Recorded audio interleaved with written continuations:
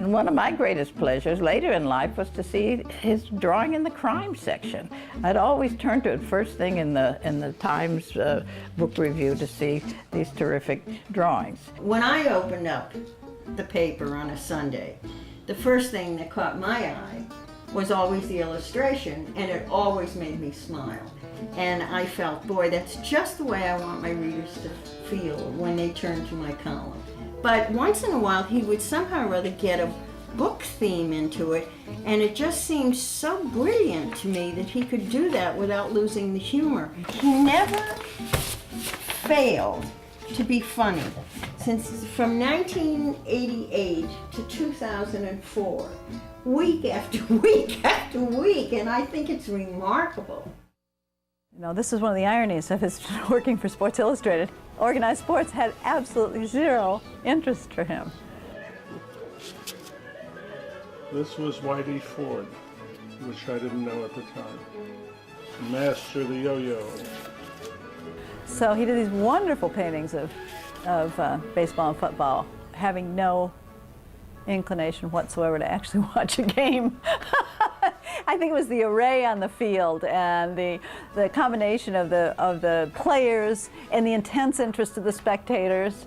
So he liked those contrasts. He liked the people energies that he found especially in the practices. Just looking back at some of the work that he didn't do for me but did for Sports Illustrated and other venues, you know, there's so much power, so much emotion that comes out of them. And that's a hard thing for any artist to do. And that's what he was so good at, was creating this shorthand, this code, so to speak, of both emotion and form. And his form was quite lovely. This is another aspect to his art that comes out in his sports drawings. He had the ability to capture each one of those tiny figures with a couple of lines and give them some individuality. He was a great colorist, and it felt like, wow, this stuff should be animated. You know, it was animated. Even though it was static, it was animated. And his line was always very expressive. He reminded me a bit of George Grosz, a little bit out of Picasso, a little bit out of Klee. I mean, there's an amalgam of all those influences. He was the most prolific illustrator, painter I've ever seen. I mean, he was relentless in exploring things, developing things. He somehow reminded me of Mozart when he composed. He had the idea in his head and he wrote what he thought, and he wrote it. And Schubert the same. It just flowed right out of the brain into the paper. And I had the same feeling with Bill. This is such a unique talent. It was like he was conducting, only using a brush instead of a baton, and the finished piece would be this drawing or sketch. And just like a piece of music can express certain things and have the breadth of kind of emotions behind it, so did his drawings for me, I found. Well, Bill was a huge war buff, and he knew everything about every war this side of the Revolution. His big love in history, as far as I could tell, was of the Civil War. I think he particularly loved the equestrian themes of the Civil War, the man on horseback, the soldiers riding into battle. But he also felt the death and the suffering and the waste. It was endlessly fascinating to him.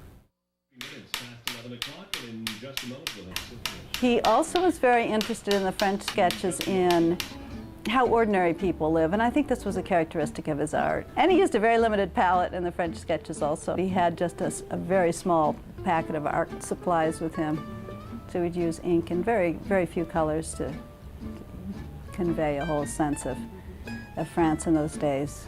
I think it's really a wonderful history. I know about his traveling abroad and studying the masters and the kind of modern European art tradition in his work. Even in the simplest work, you can see that this man kind of lived through that, practiced it, and really had a great affection for it.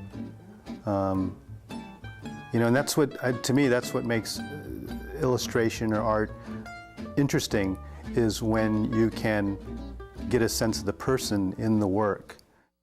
There's a special niche to Bill's life, which is Central Park. Central Park was his backyard. I mean, that's where he's only lived 50 feet away from the park, and that's where he took his dog and his bike. He would rather sit on a bench and take his pad and look at a man across the way on the bench and draw him quietly and wonderfully. You know, when you lose somebody like Bill, who's such a close friend for years, how many years? 40 years or so, then you think, boy, I wish I'd asked him more. But there's no way you can catch up with, well, I guess, with death or with life. You know, he was abundant. He was an abundant guy.